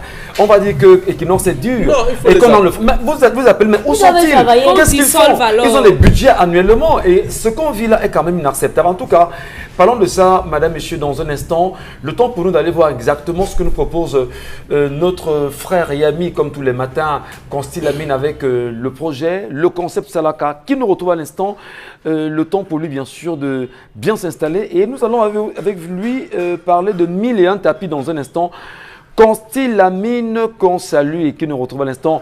Plateau B, c'est parti. Bonjour Consti Lamine. Bonjour Michel Gachou, bonjour à tous les téléspectateurs de cette émission et bonjour à tous les clients du concept Salaka. Ces clients dont je ne cesserai de renouveler ma confiance et tout en leur rappelant que vous aviez encore pratiquement 5 jours pour vivre la double réduction spéciale anniversaire du côté bien sûr du magasin 1001 tapis. Oui, c'est des téléspectateurs qui me regardent en ce moment et qui n'ont pas encore passé leur commande ou alors qui ont besoin d'une seconde marchandise du côté du magasin 1001 tapis. Vous aviez encore 5 jours de double réduction du côté du magasin 1001 tapis. Par exemple, les couvre-bouteilles qui coûtent d'habitude 1500 francs, vous les aurez à 1000 francs du côté bien sûr du magasin 1001 tapis. Nous allons baisser les prix sur tout ce qui est au magasin 1001 tapis. Les prix qui vous seront communiqués tout à l'heure sont les prix de promotion, mais à l'occasion de l'anniversaire de Consti Lamine, vous allez recevoir une double réduction du côté bien sûr du magasin 1001 tapis qui est situé en plein cœur de Douala au quartier Aqua. Nous allons tout de suite commencer par la première marchandise du jour. C'est bien entendu les tissus d'ameublement. Oui, je dis bien les tissus d'ameublement. Ceux qui ont besoin de revertir leurs meubles à la maison, vous les avez à 1000 francs le mètre linéaire. Mais à l'occasion de l'anniversaire de Consti Lamine qui se poursuit jusqu'au 31 août 2020, vous avez les tissus d'ameublement à partir de 750 francs le mètre linéaire du côté du magasin 1001 tapis. Commandez dès à présent et soyez parmi ceux-là qui vont bénéficier de cette double réduction. On a également depuis ce mercredi matin l'arrivage sur les laptops. Oui, un laptop Pentium M. Oui, pour ceux qui sont titulaires, les élèves, les étudiants, les travailleurs, chacun devrait avoir un laptop. Un laptop à 55 000, mais à l'occasion de l'anniversaire de Consti Lamine, vous l'achèterez à 50 000 francs ce laptop. Je fais une réduction de 5 000 sur le laptop de 55 000 francs. Suivez mon regard. Un laptop Pentium M, 60 Go de disque dur, 1 Go de RAM, lecteur DVD, processeur 1.7 de marque Dell avec garantie qui coûte normalement 55 000, mais à l'occasion de mon anniversaire jusqu'au 31 août 2020, je vous donne ce laptop à 50 000 francs avec garantie. À côté bien sûr du laptop, on parle bien sûr de l'arrivage des robots mixeurs de 12 000 qui sont de retour au magasin 1001 tapis. C'est depuis ce mercredi matin que Consti Lamine a reçu un important arrivage des robots mixeurs de 12 000 francs. Mais alors, vous les achèterez à moins de 12 000 au magasin 1001 tapis. C'est neuf, c'est dans le carton, c'est avec garantie. Profitez de cet anniversaire, profitez de cette double réduction pour commander ce dont vous avez besoin. La suite nous conduit rapidement à un grand woofer. Oh là là là là. Regardez la présentation physique. Il a 3 baffles. Il a la télécommande. Il a le Bluetooth. Il prend la carte mémoire. Il prend la clé USB. C'est un woofer de très très bonne qualité. Il est dans le carton. Il a un son laser numérique capable d'animer tout un anniversaire à la maison. Vous l'avez à 35 000, mais à l'occasion de mon anniversaire, je vous le donne à moins de 35 000 francs jusqu'au lundi 31 août 2020. On a également des bouilloires pour bouillir de l'eau. Au lieu de 6 500 francs, vous les achèterez à 6 000. Une bouilloire électrique, une bouilloire neuve, une bouilloire en inox. Au lieu de 6 500 francs, vous les achèterez à 6 000 jusqu'au 31 août 2020. On parle également toujours dans cette émission ce matin des régulateurs de tension numérique. Vous les avez bien entendu. Normalement, ça coûte à partir. On a également des ordinateurs complets. Merci à la réalisation. Un ordinateur complet qui coûte d'habitude 45 000. Mais vous l'avez à 40 000 francs. Oh là là là là là là. Un ordinateur à 40 000 francs. Il n'y a que le concept Salaka pour le faire. Au lieu de 45 000 francs, je vous donne cet ordinateur complet avec garantie, tout installé à l'intérieur à 40 000 francs. Profitez. Commandez là. N'attendez pas la fin du stock. N'attendez pas la fin de la promotion. On parle également toujours dans le concept Salaka, un régulateur de tension à partir de 16 000 francs, mais vous l'achèterez à moins de 16 000 du côté bien sûr du magasin 1001 tapis, c'est à Douala au Cameroun. La suite nous conduit rapidement à des fers à vapeur. Regardez comment c'est beau. Pour dire tout simplement, ne demandez plus virgule, les fers à vapeur virgule, aux voisins, point virgule, parce que le concept Salaka vend les fers à vapeur à moins de 7 500. Oui, un fer à vapeur à moins de 7 500, il n'y a que le concept Salaka pour le faire. Laptop Core i5, ça coûte normalement plus de 200 000. Mais la promotion, c'est 135 000. Mais à l'occasion de mon anniversaire, je vous donne ce laptop à 130 000 francs, accompagné de plusieurs avantages. Un laptop Core i5, 250 Go de disque dur, 4 Go de RAM, lecteur et graveur DVD, vous l'avez à 130 000 au lieu de 135 000 au magasin 1001 tapis. La cerise sur le gâteau, un robot mixeur, il est grand, il a 6 lames pour le bol à eau, Il a 4 lames pour le bol à sec. Il coûte normalement 24 000 francs. Mais à l'occasion, toujours de cette grande promotion, vous l'acheterez à moins de 24 000 au magasin 1001 tapis. Les grands fers à vapeur, regardez comment c'est nyanga, regardez comment c'est stylé.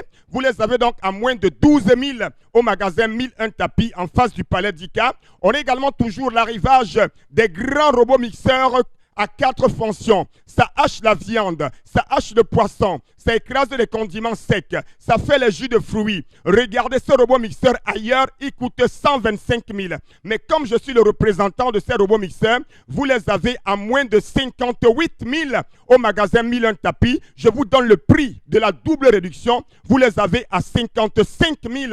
Ce robot mixeur complet, 4 fonctions, ça hache la viande, ça hache le poisson. Vous les avez bien entendu à 55 000 au magasin 1001 tapis. 1 litre de Magica, au lieu de 6 000, vous l'avez à 5 500 francs. 1 litre de Magica, le nettoyant universel qui permet de nettoyer les salons en cuir, les meubles. On parle également toujours de plus en plus de votre grand oufeur à moins de 35 000 au magasin 1001 tapis. Chers téléspectateurs, nous allons tout de suite conduire avec les rallonges.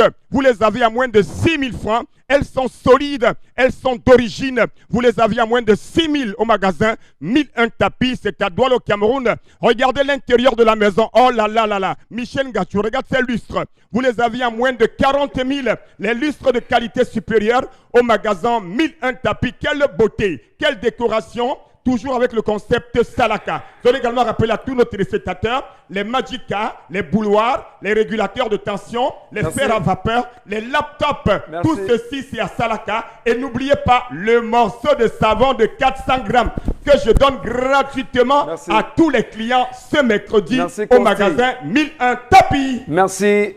40 000, c'est fort pour moi, de toutes les façons. Allez, madame, monsieur, merci de rester avec nous sur les antennes Equinox Télévision. C'est 10-12 le Zénith. Karine Santia, il y a des réactions quand même de nos téléspectateurs. Hein. Il faut quand même les honorer. Concernant la colère de monsieur Mbachou, je dirais qu'il y a-t-il une politique de sécurité au Cameroun? Le 20 mai, on voit les choses défiler. Tu te dis bien, donc il y a tout ça au Cameroun. Bref, le Cameroun est une vraie jungle. Chacun pour soi et chacun est roi dès qu'il est le plus fort. C'est pire que le Mexique, me disait un ami français.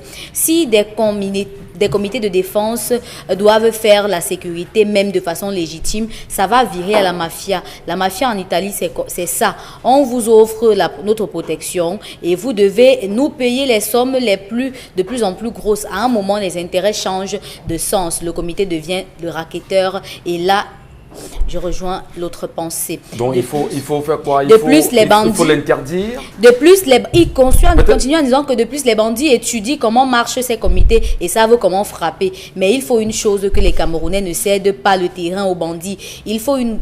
Non, on ne va pas arriver à la C'est très long quand même. Hein. On ne va pas arriver à la révolte populaire. Il faut écrire de façon celle qui n'a pas connu ce que vit cette petite fille ne peut vraiment pas comprendre. C'est dur, très dur d'être passé un jour par là. Quel qu'en soit ton âge, c'est horrible et difficile à oublier. Certaines filles se jettent parfois dans la prostitution pour panser les blessures de cœur. Vous verrez des personnes qui feront tout pour s'éloigner, mais rien. Mami Tonta Prada. Tu penses que les bandits sont des inconnus? La population les connaît tous. Au lieu de dénoncer le fait que les populations ne les dénoncent pas, elle ouvre son gros... Voilà. Dans un pays où les jeunes sont écartés et c'est les vieillards qui dirigent, on ne peut qu'avoir ce genre de résultats négatifs dans tous les domaines de la gestion de la société. Je suis encadreur sportif, non loin de là où j'exerce mon activité, ici en face de la gare routière de Bonabéry. Ces délinquants, fumeurs de chanvre et défenseurs d'armes blanches, détenteurs d'armes blanches, sont là au vu et au su des forces de l'ordre. Le commissariat du 19e arrondissement est non loin de là. Ils ont besoin de carburant. Chacun Bernard. C'est à Sébec, au niveau de Sébec plus précisément, parce que lorsqu'ils parlent Sébec, à l'entrée de Sébec, l'hôpital Sébec, là, ils sont assis là. À des heures, si vous arrivez là-bas tôt, j'ai eu l'occasion de mener des enquêtes, vous allez voir des forces de maintien de l'ordre qui viennent sur la moto. Ils viennent à l'entrée de la moto, il y a une personne qui les attend. La personne dit non, on fait semblant de saluer là, c'est terminé, demain ils s'en vont. On lui donne quelque chose alors. Mais je ne sais pas, je n'ai jamais vu. Peut-être c'est salut. On ne sait jamais. Donc. Allez, on va, Karine, rapidement. Oui, à quoi servaient les caméras qu'on avait dit mettre dans les rues? Un autre message et les communiqués, voilà. Un autre message, le régime de Feman, la police même a peur. Ils sont là par réseau et non par capacité. Quand on appelle la police, ils demandent si les bandits sont armés. C'est Marie-Jeanne qui a écrit. Dans certains pays, on met une sorte de prime en fin d'année par rapport aux actions menées. On peut dire, pour le commissariat qui aura réalisé le plus grand nombre d'exploits, il y aura une prime de temps. Il y aura une prime de 100 000, une prime d'1 million. Je dis quelque chose tout bête. Vous allez voir, ils vont se déployer. Je crois qu'il faudra aussi des moyens pour pouvoir faire bouger les lignes, parce que ce qui est envoyé depuis le sommet n'est forcément pas reçu par la base. Et je veux pas plus loin. Il faudra se déployer, ne pas aussi arrêter les gens à tout prix parce qu'on va atteindre l'objectif. Hein. C'est aussi vrai. Merci à vous. Merci pour vos nombreuses réactions, madame, messieurs. Vous êtes vraiment nombreux à le faire. Et nous allons d'ailleurs en passant ici dire qu'il y a des jeux de hasard qui sont reconnus au Cameroun et qui sont bien encadrés pour pouvoir les pratiquer. C'est avec un certain respect et les générations sont bien attendues là-dedans. Allez, rapidement, on va retrouver Kansi Lamine.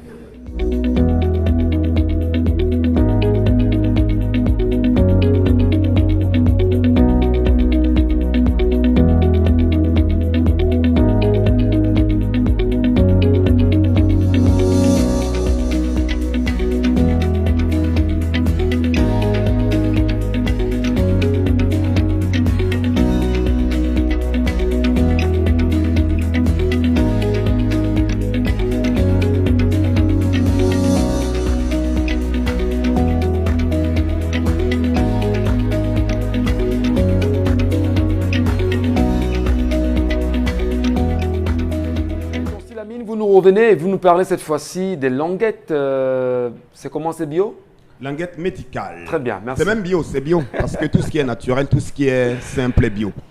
Okay, merci donc Michel Gatchou. Une fois de plus, le concept Salaka s'installe chez vous pour faire des ventes en direct. Je l'ai toujours dit, hein, on n'a plus besoin de se déplacer. On peut rester à la maison à partir de 10h, se connecter à l'émission 10-12 Le Zénith, la seule et vraie émission qui vous permet, grâce au concept Salaka, de faire des achats en direct. C'est la qualité, c'est les prix les plus bas et c'est plusieurs avantages parce qu'au concept Salaka, le client est un partenaire. Oui, le client est un partenaire parce que ce client-là contribue à la bonne marche du concept Salaka. Alors à l'instant, nous allons parler des languettes médicales. Vous avez vu le spot tout à l'heure.